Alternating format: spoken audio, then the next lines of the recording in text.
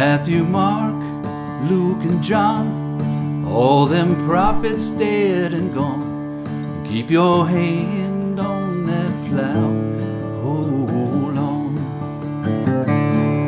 Never been to heaven, but I've been told the streets up there are lined with gold.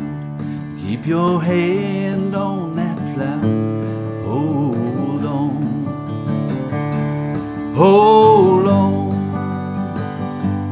hold on. Keep your hand on that plow, hold on.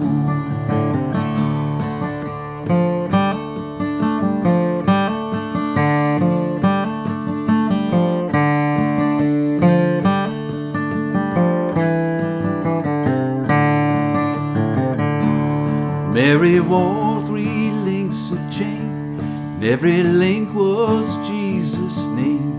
Keep your hand on that plow, hold on. The only chains that we should stand are the chains of hand in hand. Keep your hand on that plow, hold on. Hold on, hold on. Keep your hand on that plow, hold on. Hold on, hold on. Keep your hand on that plow, hold on. Keep your hand on that plow, hold on.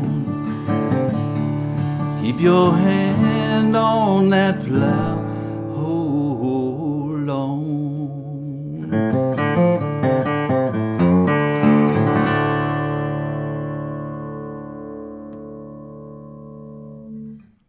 Gospel Plow, an American traditional song that actually found me on YouTube. I was going down the YouTube rabbit hole 2 or 3 months ago, and this song popped up as performed by Robert Plant, the famous lead singer for Led Zeppelin. Robert was singing this song along with a female vocalist accompanying him on the harmonies, and a little acoustic ensemble, and it just was such a beautiful, haunting song, simple and beautiful, that I thought I have got to do that as a lesson someday. So here we are. Primarily I chose it because it's simple, and I'm actually teaching it to beginners right now in about their 7th or 8th week of playing guitar. But secondly, it's such a good opportunity to use double drop D tuning, and that's one of my favorite tunings, and I've used it on probably 10 to 20 songs that are on my channel. So what is double drop D tuning, you might be asking? Well, it's an alternate tuning to standard, but it's close to standard. So to get to double drop D from standard, you take string 6 and tune it from an E down to a D. So you're tuning down a whole step.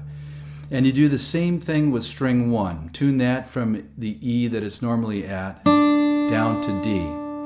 So the rest of the strings are just the same as in standard tuning. So from string 6 to string 1, it's D, A, D, G, B, D. So when you play a D shape, now you've got that beautiful low end bass note, and then rather than a third up on the top of the D chord, you've just got a D note. So it's what in music theory is called a modal chord. It's not really a major or a minor.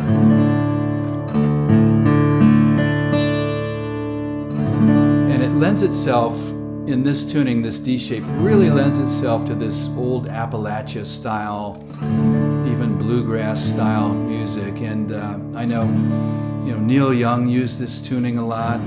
Cinnamon Girl and This Old Guitar, both of which I've done lessons on. But anyway, that is your D chord in double drop D.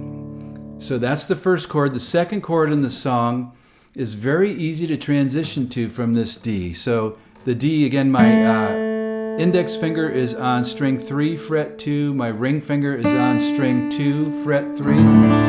6-string chord. Now to get to the A7 sus4, which is a mouthful, but it's really a simple chord, you just move your index finger from string 3, fret 2 to string 4, fret 2. And then you play 5 strings from the A string on down through string 1. So it's like an A7th, but it's got a couple of D's up on top, which is why it's called a sus4. The D is the suspended 4th note of the A major scale. So we've got a D, we've got an A7 sus4, and then the third and final chord in the song is a G. And that's accomplished by fretting string 6 on the 5th fret. Why? Because you've tuned the 6th string down a whole step, so now you have to move the fretting up a whole step, or 2 frets, to get that G note in your bass. And then we're muting string 5, and the way I do that is I lay my ring finger kind of flatly across string 5 when I'm fretting string 6, and it mutes out that string 5. And then you can play the rest of the strings 4, 3, 2, and 1, to make a very pleasant sounding G chord. So again, we've got a D, A7 sus4, and G. Those are the only chords in the song. Okay, now let's talk about the strum pattern. It's a very familiar one for those of you that have watched a few of my lessons. It's a bass note, down, up, down, up, down, up, bass note, down, up, down, up, down, up. And usually I won't play all 5 strings lower than the bass note, or down towards the floor from the bass note. I'll hit that bass note and then play 4, 3, 2, 1. Strings 4, 3, 2, and 1. Or even strings 3, 2, and 1.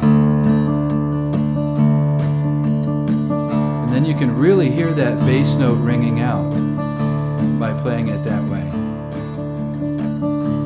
Now I've done whole lessons just on this strum pattern. I also call it boom chugga chugga chugga boom chugga chugga chugga boom chugga chugga chugga boom chugga chugga chugga. Very rhythmic.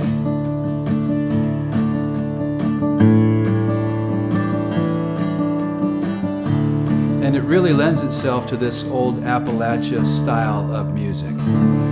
Okay, so what have I told you? I've told you the chords, I've told you the strum pattern, and now let's just go through a couple of the verses, and then we'll get to some of the fancy instrumental stuff that I did in the song.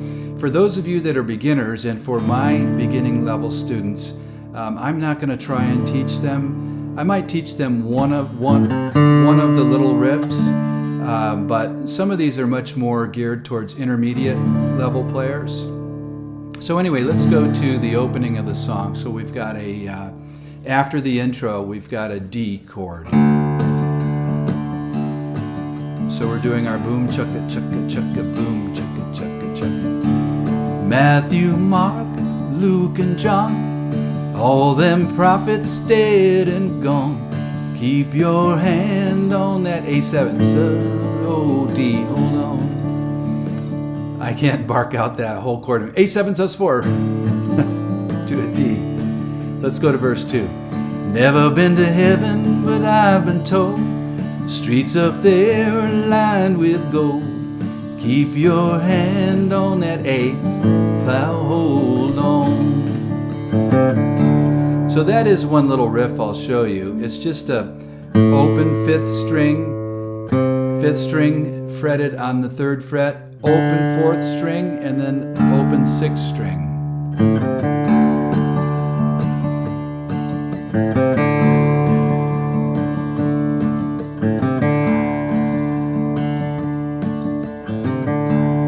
So now we go to the chorus. Hold on, playing that G. Hold on, back to the D. Keep your hand on that A, plow, hold on.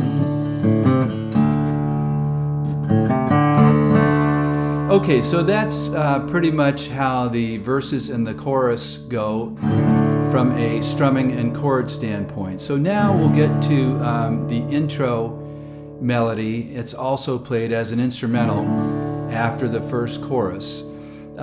So I've got a little numbering system that I use both on the song sheet on the Guitars for Vets Lessons Facebook page, and then I also have it pinned in the comments section in YouTube. But the two-digit number that I use to designate a note, the first digit is the string number and the second digit is the fret number. So for instance, in the intro melody, we have the numbers 40, 43. Okay, so 40 is the open fourth string, 43 is the fourth string fretted on the third fret. The next little designation says 30H32. That means third string open hammered into the second fret. So that sounds like this. And then I've got a couple of hash marks there for the little down up strum that happens in the intro. So here I'll play it for you now.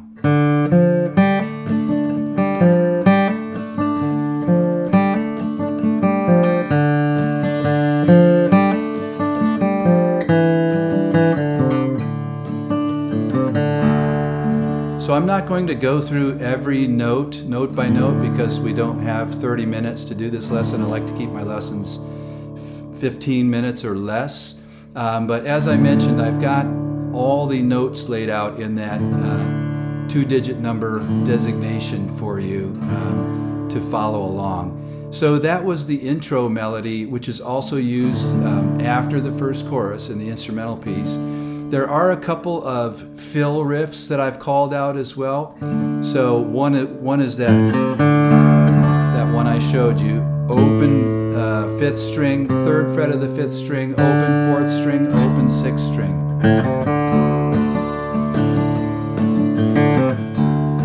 I blew that one. Let's try it again. There it is. It's probably the easiest one in the song.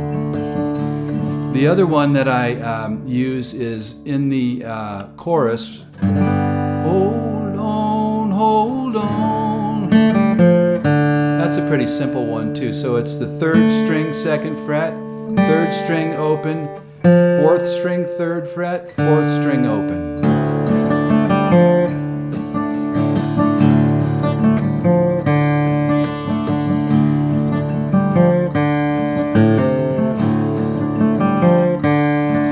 And then the only other riff in the song is the closing riff, which is probably the most difficult one, but it's pretty cool. It's open fifth string, third fret fifth string, open fourth string, open fifth string, third fret of the fourth string, open fourth string, fifth string, third fret, open fourth string, fifth string, third fret, open fifth string, sixth string, third fret, open fourth string, and D.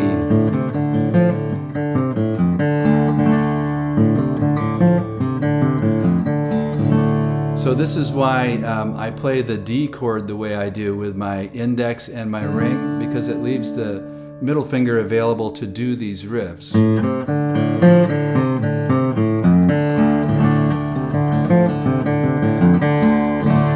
It sounds difficult, and I mean it is in a way, but also in a way it's pretty simple once you practice it. So anyway, not gonna spend all day going over those riffs, but they are fun to practice and work into the song.